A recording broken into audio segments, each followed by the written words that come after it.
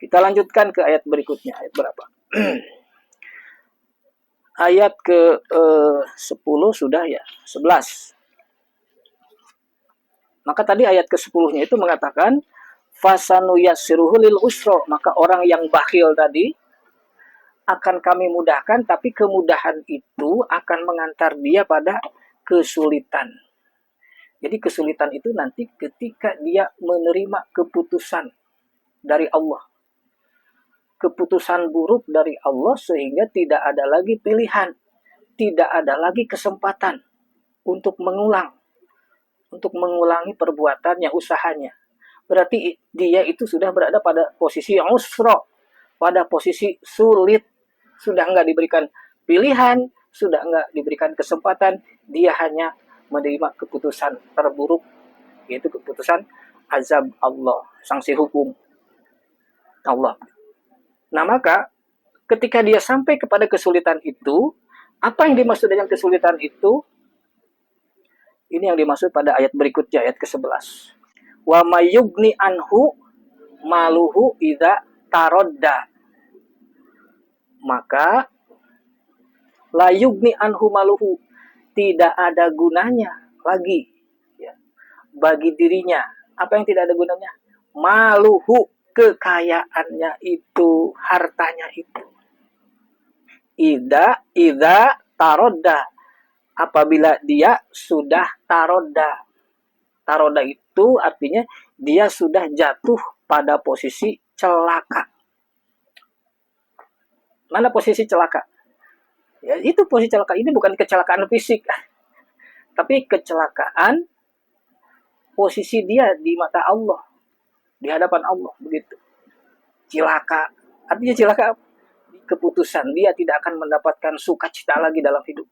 Dia akan menderita, dia akan menyesal, akan menerima keputusan. Itu celaka dia. Jadi ketika sudah menerima keputusan kelak, maka harta yang ketika di dunia dia gunakan sudah nggak ada efek lagi. Efek untuk membantu menyelamatkan dia. Gitu. Dari situasi sulit itu. Dari situasi yang celaka bagi dirinya itu. Nah, ini yang dimaksud usra. Kesulitan nanti di akhirat. Begitu. Ya. Karena apa ya tadi? Karena tidak menggunakan, tidak mengikuti ketentuan Allah.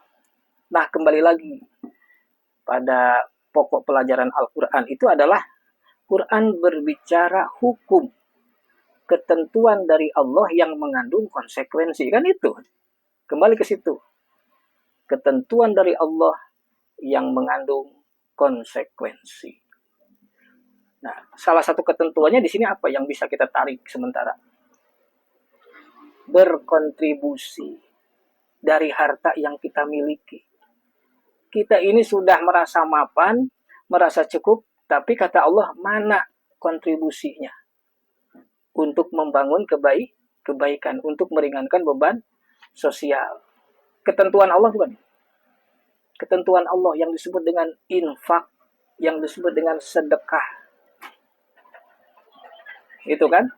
Nah, ada konsekuensi nggak apabila tidak menunaikan ini, padahal kita ini mampu? Nah, itu tadi konsekuensinya, hati-hati.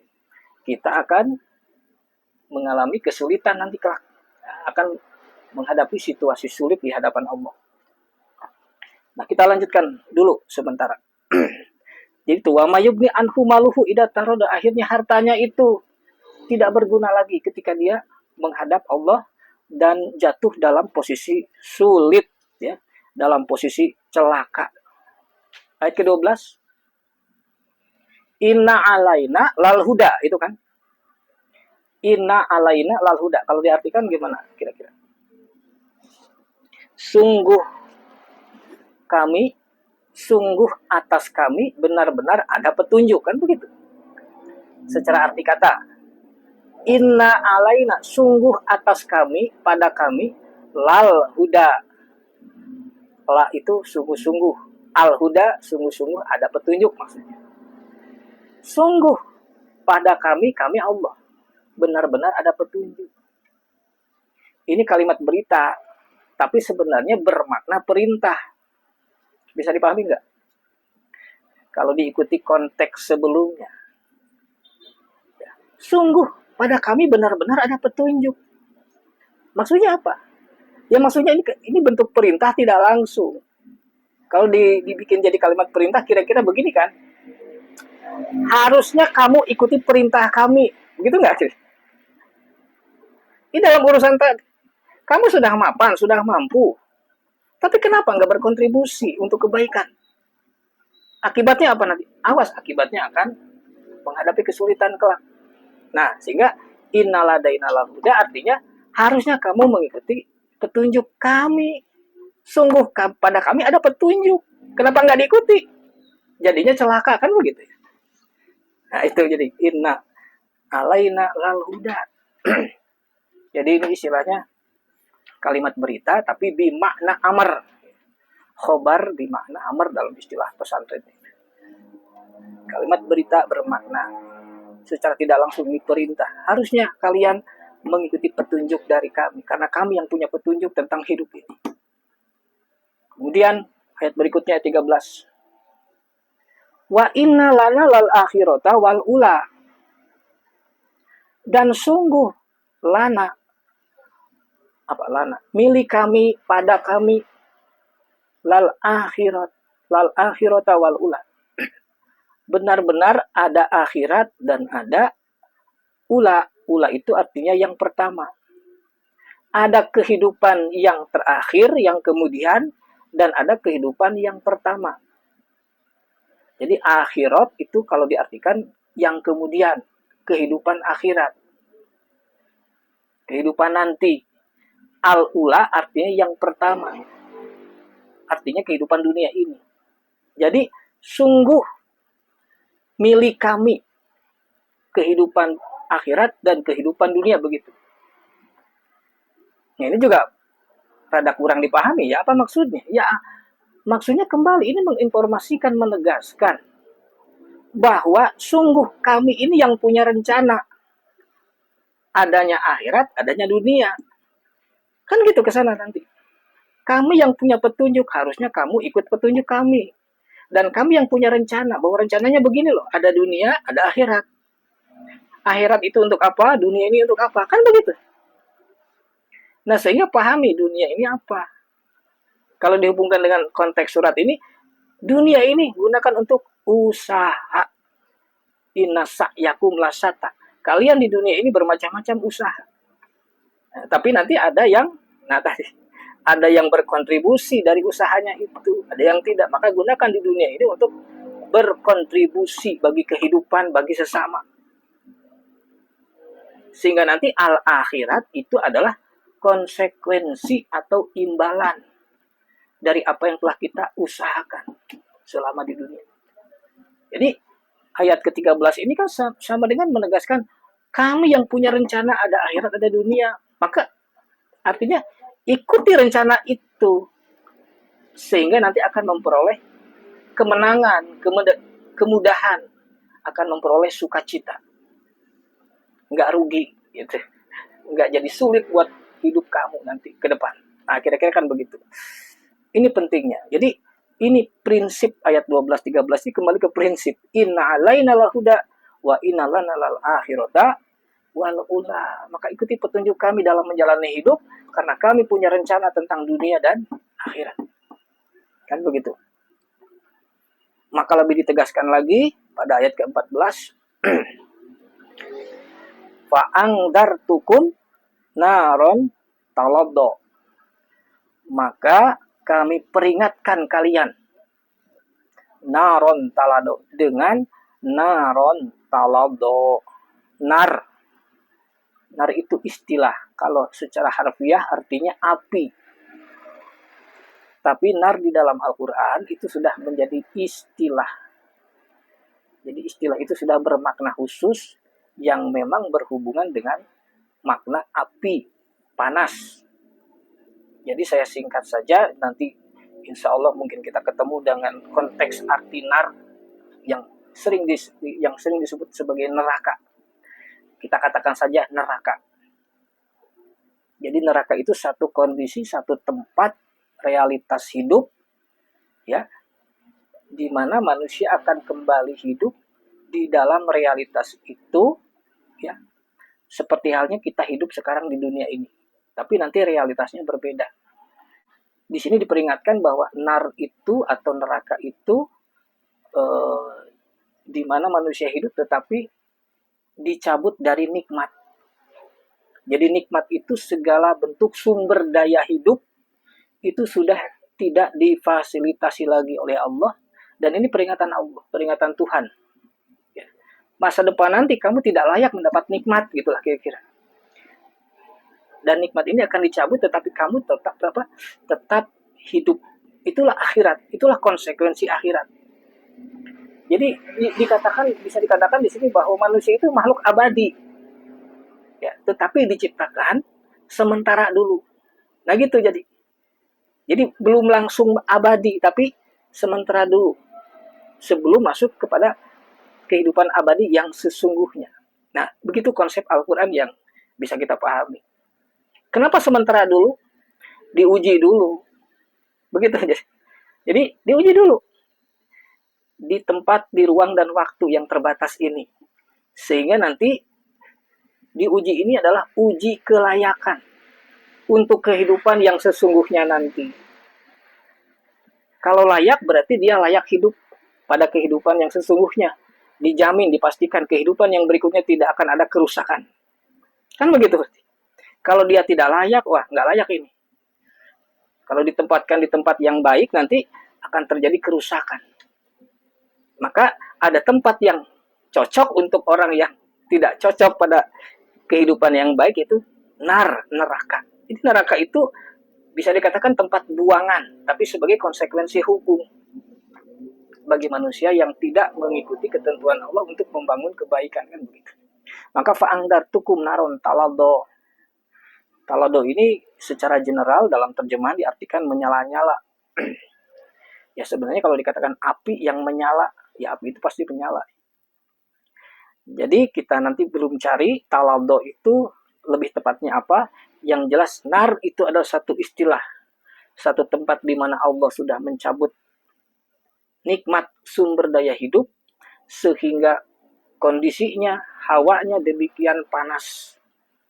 Jadi, nar jahanam itu satu kondisi, situasi alam yang hawanya itu panas karena sudah tidak ada lagi kesejukan, sudah tidak ada lagi sumber daya, tetapi di situ manusia diperingatkan. Ini peringatan bahwa manusia akan hidup seperti itu. Talado, sehingga dia kekal dalam udara, dalam kehidupan yang demikian panas membara.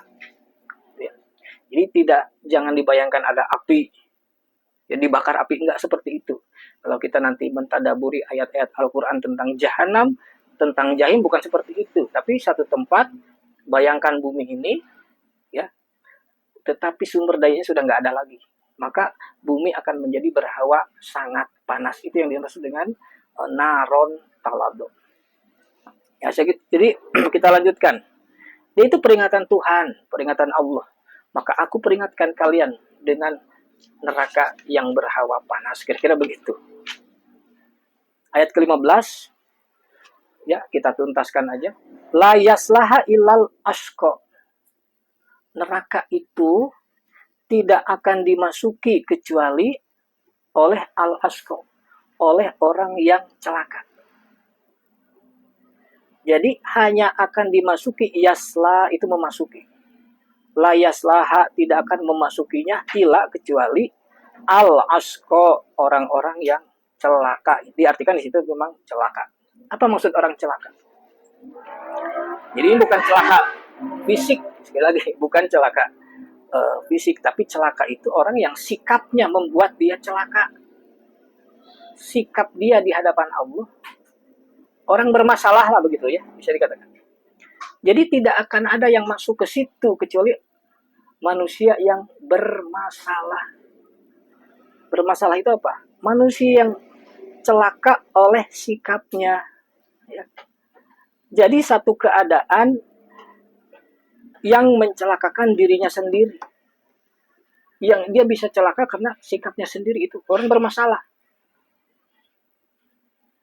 Masalahnya di mana? Bermasalahnya di mana? Asko. Sampai dikatakan orang yang bermasalah, makhluk yang bermasalah yang akan masuk neraka itu. Bermasalahnya di mana? Ayat berikutnya. Alladzi kadzaba wa tawalla. Nah itu. Jadi orang yang mendustakan dan berpaling. Nah, mendustakan itu tadi apa? Sudah ya. Artinya mendustakan itu menganggap dusta, menganggap omong kosong. Nah, pada umumnya Al-Qur'an objek kadzaba itu biasanya ayatillah. Kadzaba bi ayatillah, mendustakan ayat-ayat pelajaran Allah, pelajaran Tuhan. Jadi dia menganggap omong kosong ayat-ayat yang berisi pelajaran-pelajaran dari sang penciptanya. Namanya kadzaba. Bohong.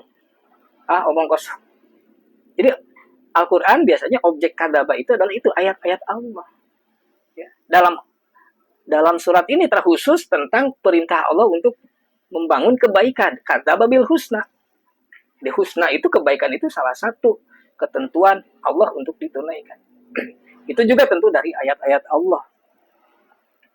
Watawala, dan dia berpaling. Berpaling berarti memalingkan diri dari ayat-ayat Allah. Berpaling itu kan nggak mau tahu, nggak peduli. Ada ayat-ayat Allah, ada misalkan pengajian ayat-ayat Allah, ya, tetapi dia tidak peduli dengan itu. Namanya berpaling. Nggak mau nggak suka kira-kira. Ya, pokoknya sikap-sikap yang memalingkan diri dari pelajaran itu. Nah, ini di mata Allah bermasalah. Ini di mata Allah celaka. Kan begitu. Jadi ini mereka yang celaka ini. Jadi tidak mau mengikuti pelajaran dari Sang Pencipta. Allah menciptakan kita untuk satu tujuan. Kemarin kan sudah Allah menjadikan siang dan malam untuk satu tujuan. Tapi dia tidak mau mendengarkan pelajaran Tuhan. Untuk apa dia diciptakan, untuk apa ada siang dan malam. Gak peduli. Nah itu, maka dia bermasalah, dia celaka oleh sikapnya sendiri di hadapan Allah. Nah, tidak ada yang masuk ke neraka itu kecuali orang-orang yang bermasalah itu. Kadzaba wa tawalla. Mudah-mudahan kita tidak termasuk itu. Kita lanjut ayat ke-7. Wasayujannabu hal atqa. Yujannabu, oke. Sayujannabu hal atqa. Jadi artinya akan dijauhkan. Akan dijauhkan darinya, dari neraka itu. Siapa? Allah atqa. Nah tadi atqa itu takwa. Orang yang berlaku patuh. Jadi akan dijauhkan dari konsekuensi kehidupan neraka itu, yaitu orang yang berlaku patuh. Allah atqa. Itu kan? Siapa itu al-atqa? Siapa itu yang berlaku patuh? Nah, terkhusus dalam surat ini dikatakan pada ayat 18, alladzi yu'ti malahu yatazakka. Yaitu mereka yang yu'ti, mengeluarkan. Apa yang dikeluarkan? Malahu, hartanya. Orang yang mengeluarkan hartanya yatazakka, untuk tujuan pembersihan, untuk tujuan penyucian. Nah, hati-hati di sini. Pembersihan apa? Pembersihan diri, penyucian diri. Karena nanti ada konsep atau pendapat mensucikan harta. Nggak ada mensucikan harta.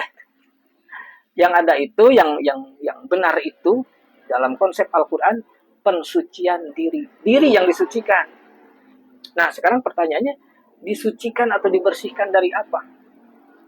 Jadi sama dengan infak, sedekah, memberikan kontribusi dari hartanya itu adalah bentuk penyucian diri, gitu kan. Nah, penyucian dari apa? Diri kita ini ada kotoran, berarti untuk dibersihkan, untuk disucikan. Kita ini kotor. Nah, aspek apa kotorannya? Karena manusia itu kembali di sini makhluk perilaku. Makhluk yang dari aspek perilaku masih kotor. Masih ada sampah yang harus dibuang dan sampah itu meracuni, merusak. Kotorannya itu dalam diri kita masih ada watak. Watak itu disebut watak hubud dunia. Watak cinta dunia, watak sifat rakus dan serakah. Bisa dilihat dalam surat Al-Fajr ya. Contoh watak manusia itu. Jadi sikap yang watuhibunal mala huban zaman, bahwa kalian itu demikian cinta dunia, punya watak materialis demikian dalam, demikian berat, hubud dunia. Watuhibunal mala huban zaman, watakuluna turosa aklan laman.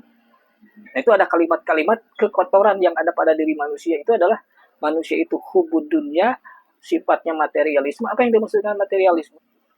Meletakkan kebahagiaan pada adanya benda, adanya materi. Jadi kalau sudah punya materi, punya kekayaan, disitulah letak kebahagiaan manusia. Wah, senang, bahagia.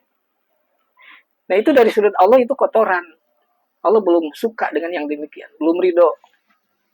Itu ya. Jadi harusnya kebahagiaan itu harus karena Allah gitu, yang Allah inginkan itu. Kemudian ada apa lagi tadi? Watakuluna turosa aklan laman, yang memakan karunia Allah, rezeki karunia Allah itu aklan laman, demikian rakusnya. Jadi dia punya rezeki, punya segala, tapi dia makan sendiri. Itu enggak mau berbagi gitu. Nah, itu rakus, serakah. Itulah watak-watak yang untuk dibersihkan dengan ini. Jadi perintah Allah untuk berkontribusi dari hartamu, infak, sedekah, itu sebenarnya proses pembersihan diri dari watak, dari kotoran-kotoran watak yang merusak. Gitu. Begitu. Sehingga watak yang demikian tidak cocok nanti hidup dalam jannah, hidup dalam kehidupan damai sejahtera. Akan merusak lagi di situ nanti. Nah, maka Allah siapkan di dunia ini. Coba bersihkan diri. Tidak ada jalan lain kecuali dengan perintah menunaikan ini. Itu jadi hubungannya ternyata dengan ini ya tujuannya. Dari sudut Allah sebenarnya kita berkontribusi dari sebagian rezeki kita adalah untuk pembersihan jiwa, untuk pembersihan diri. Dengan membiasakan menunaikan perintah infak dan sedekah. Kemudian ayat 19, wa mali ahadin indahu min ni'matin tujza. Nah, kemudian dikatakan bahwa dan tidak ada kebaikan kepada seorang pun untuk tujuan mendapatkan balasan. Memang kalimatnya agak sulit ya, ini berbelitnya. Wa ma li ahadin, dan tidak ada li ahadin bagi seorang pun, itu kalau diartikan, indahu di sisinya, min ni'matin dari nikmat, tujza yang diberi balasan. Artinya susunan Al-Quran memang begitu, tapi susunan yang enak dalam bahasa Indonesia bagaimana? Ya. Wa ma li ahadin indahu min ni'matin tujza, dan tidak ada bagi seorang pun atau kepada seorang pun di sisinya dari nikmat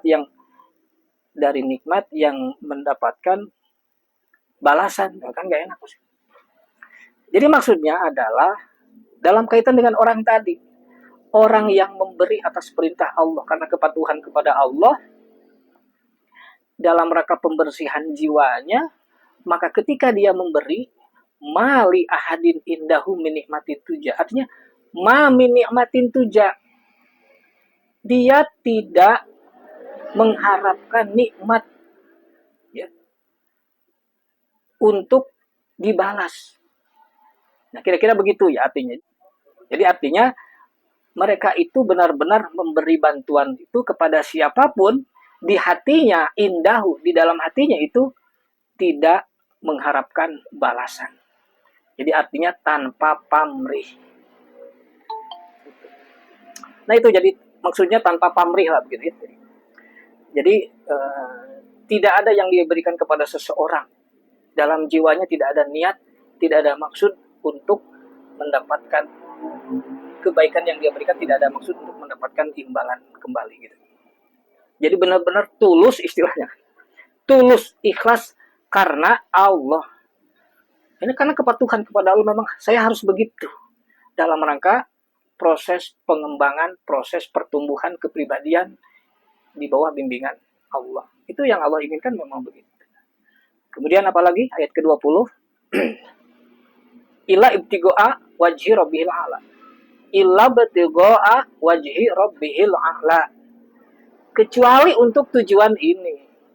Jadi tujuannya kecuali untuk ibtigo'a. Arti ibtigo'a itu mengejar, apalagi mencapai wajhi rabbika, untuk mengejar mencapai wajah Allah al-a'la yang tertinggi. Jadi kecuali untuk mendapatkan ridho Allah. Wajah itu adalah lambang, simbol dari kehendak, simbol dari wibawa otoritas seseorang. Jadi wajah itu dalam rangka apa tadi? Karena saya demi untuk mengejar ridho Allah, nanti saya menghadap wajah Allah.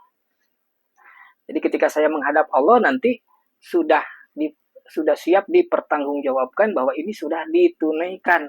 Nah itu yang dimaksud kecuali hanya untuk mengejar ridhonya Allah. Jadi tidak ada dalam dia memberi, berkontribusi dalam kehidupan ini tidak untuk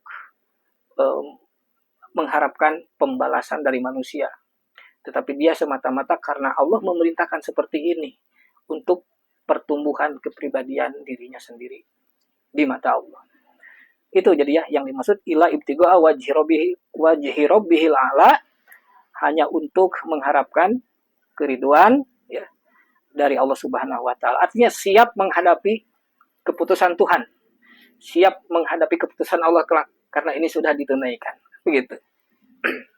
Maka pada ayat terakhir ayat 21, wala saufa yardo. Maka la saufa, la itu artinya sungguh, saufa itu artinya kelak akan. Ya, saufa itu istiqbal, maknanya ke depan, kelak akan. Maka sungguh kelak akan yardo, dia akan ridho. Yardo itu kan dari rodia, yardo artinya ridho. Apa arti ridho? Ridho, rela, suka kan sama. Jadi maka pada saatnya nanti, ya, karena dia sudah memenuhi itu semua, motivasinya bersih untuk tujuan pertumbuhan diri, semua itu karena Allah, maka la saufa, maka sungguh kelak dia akan mendapatkan sukacita di akhirat nanti. Jadi pada ujungnya di masa yang akan datang ketika menghadap Allah, maka dia akan menerima keputusan terbaik dan disitulah dia akan yardo, bersuka cita. Kalau yang tadi berduka cita, nah tapi kalau ini bersuka cita. Nah inilah tentunya yang kita harapkan. Nah barangkali itu ya alhamdulillah ya seadanya itu ya. Jadi silahkan nanti ditinjau ulang, dikaji ulang. Saya hanya menyampaikan bahan untuk mencoba mencermati. Di situ tadi ada berbagai kosakata dan juga ada berbagai wawasan makna yang diusahakan memahami konteksnya sesuai dengan konteksnya. Gitu. Saya kira sementara demikian. Silakan barangkali ada kekurangan untuk dilengkapi atau ada komentar, mangga Pak Agus, mangga Pak ya. sok. Jadi kalau berdasarkan surat Al-Lail ini Pak ya, jadi apa yang mesti kita prioritaskan Pak berdasarkan ayat, berdasarkan surat Al-Lail ini? Demikian Pak. Nah baik, terima kasih. Jadi begini, Dari surat Al-Lail ini, maka kita mendapatkan salah satu ketentuan Allah yang penting bagi orang beriman. Benar nggak? Ya nggak? Mendapatkan satu ketentuan. Oh, ternyata ada sesuatu yang wajib kita tunaikan. Yang jika tidak, yang jika kita mengabaikan, maka ini akan ada konsekuensi buruk. Ya nggak? Apa itu? Kan tadi sudah. Nah, dalam hubungan dengan kita ini, katanya kita ini punya usaha macam-macam. Kan begitu.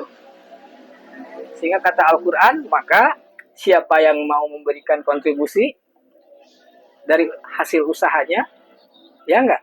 Dari hartanya tadi, maka Allah akan memberikan kemudahan. Itu janji Allah. Kemudahan ini ke arah nanti kemudahan berikutnya. Kemudian apabila bakhil, enggan memberikan kontribusi atas perintah Allah, maka Allah pun akan memberikan kemudahan. Dari usaha orang-orang yang mendustakan ayat-ayat Tuhan, ayat-ayat Allah. Mereka pada sukses. Ya enggak? Walaupun enggan memberikan kebaikan. Ya enggak? Tapi pada akhirnya mereka akan menghadapi konsekuensi buruk, kesulitan. Nah itu. Jadi ini kembali bahwa dari ayat ini kan tadi Pak Agus menanyakan apa yang harus diprioritaskan. Jadi maksudnya begini. Jadi apa yang harus kita lakukan berdasarkan ayat ini. Berarti kan kita sudah dapat pesan dan perintah.